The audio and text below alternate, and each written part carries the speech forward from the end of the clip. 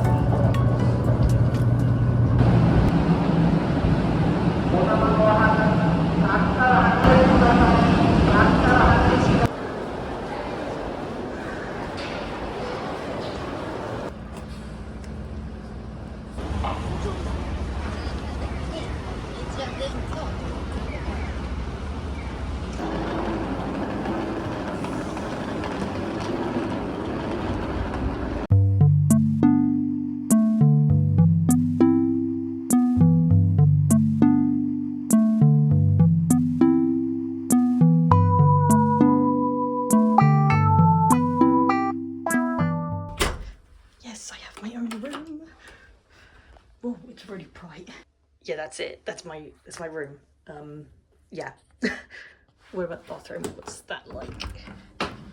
Okay, not bad. so good to have some privacy. And what's the view like outside? Okay. Yeah, two kitties and big front. Big front for what? I don't know. Hello. It's been ages since I've done a video like this, and wow, capsule hotels cannot let you do that. My last room in Osaka, there was a cool room, so I guess I could have done it in there, but I didn't want to I just didn't want to do it in there. I just wanted to focus on what I can do and what I had to do. But yeah, I just checked into my hotel, obviously. I'm about 10 minutes early and they still let me in. Really good, like as always. It's the same company as my first hotel in Tokyo, so Sotetsu Fraser. I think that's how you say it. But yeah, they are really good. Yeah, I definitely recommend them. I actually forwarded my first luggage, my first big silver suitcase here from Kyoto, because the hotel in Osaka would not, they wouldn't accept like any deliveries or luggage forwarding. So I had to forward it straight here. And yeah, it's all here. So yeah. I have two luggages now. It's fine, it's fine. The silver ones are like half empty, half full. So it's like the Moomin one is completely full. Now I can just rearrange everything, just play a little Tetris with my suitcases and just figure out packing everything up. I'm so glad I've got some privacy all to myself. I've missed this so much. Not that there's anything wrong with capsule hotels. I thought the experience was really good. I've still got one more later in the trip, which I'll explain later, but that's just for one night, which I'm very thankful for. But again, it's another experience, and I'll explain later. Sunday morning, I'm leaving super early. I'm getting the first bullet train back to Tokyo, because I think it takes about 4 hours there. I just got my tickets for that as well, because I was really worried. I've got an area pass. The area pass is only for Kansai and Hiroshima. It only goes as far as Shin Osaka. So that meant I'd have to get a separate ticket from Shin Osaka to Tokyo. And I asked them, like, can I do that? Am I allowed to do that? And she said it's absolutely fine. So yeah, that's absolutely fine. Seats are reserved, tickets I've got. And yeah, that's all done. All I need to do now is, before Tokyo, is figuring out these suitcases. I'm probably gonna forward them as well. I will be forwarding them to my final hotel, which is at Haneda Airport. Right, it is 3 o'clock in the afternoon in Hiroshima, and I am now gonna head to the Memorial Park. I think that's what it's called.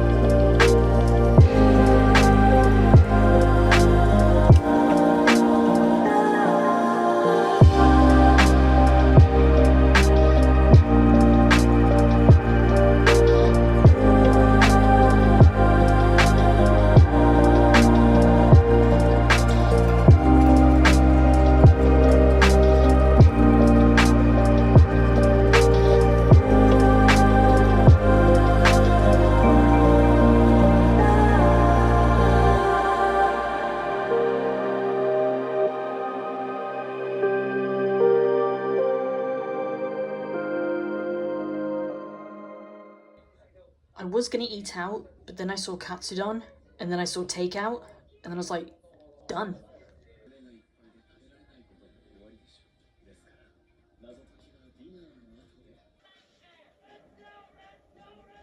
Hello, it is, oh god, what time is it? It's 10:30 in the evening.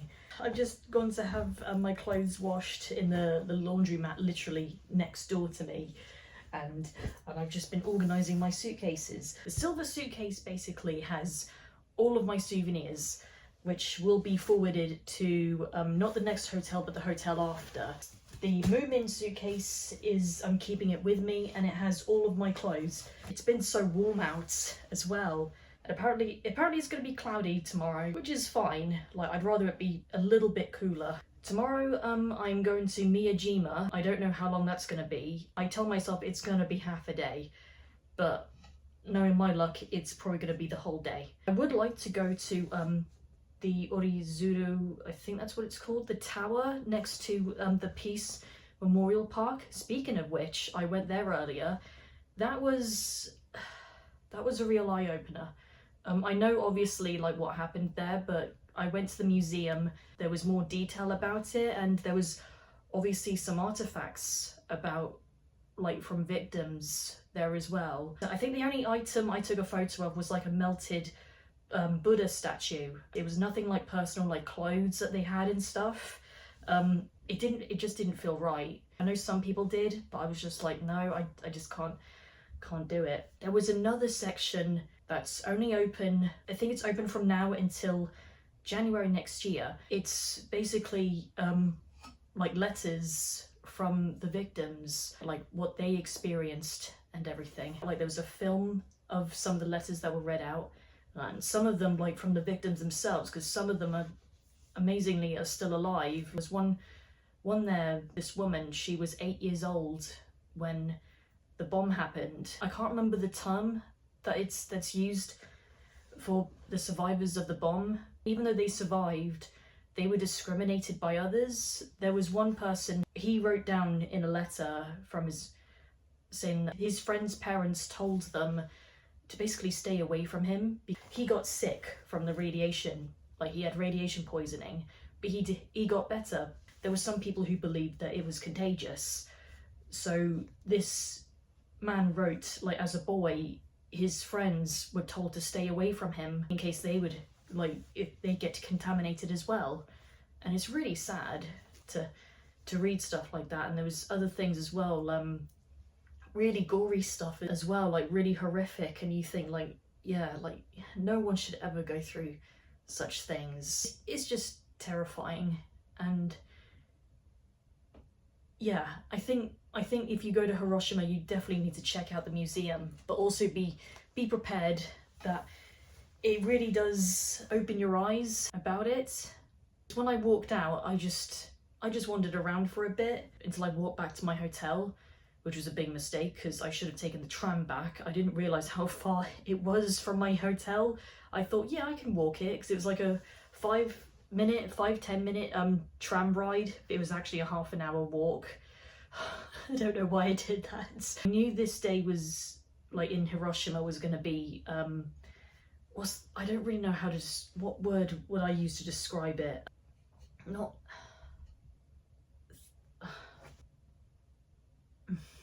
I really can't think of it. It makes me think of, like, what's going on in the world at the moment, and just seeing, like, the people who, like, suffer, because there was even some illustrations, like, what people drew of what they saw, and I can't imagine seeing such things. Like, when they say that they saw hell, you see those illustrations and you read what people saw, it really was hell for them. I can't imagine, like, anyone going through such a horrific thing. I want to say I'm hopeful that we learn from it, but at the same time, it's just like, there's just some people who just don't, or think that it doesn't apply to them. I actually did enjoy going there. Like, it was really, like, eye-opening. I think I keep saying that. I don't know how else to describe it. I got to see the dome, obviously. I even got to see, like, a model of what it actually looked like before the bomb was dropped, which I didn't know what it looked like, and it was really interesting. I got to see the peace pond and the fire as well. It said that the fire will stay lit until the day that there are no more nuclear weapons. The pond and the fire are all in line with the dome. When I walked out of the museum feeling very mentally drained, I turned around and all the cherry blossoms are blooming at the moment, and the park next to the museum, there are celebrations going on. Hanami, I think that's what it's called. And I walked past like all these celebrations going on, and I thought it was a very nice thing to see. It gave me hope. Anyway, I'm babbling again. I need to finish packing my stuff and then I can go to bed. I am exhausted and my feet are tired still. They are getting better though. They don't hurt as much as they have before, but they do still hurt. I'm just so glad I have a hotel room all to myself again.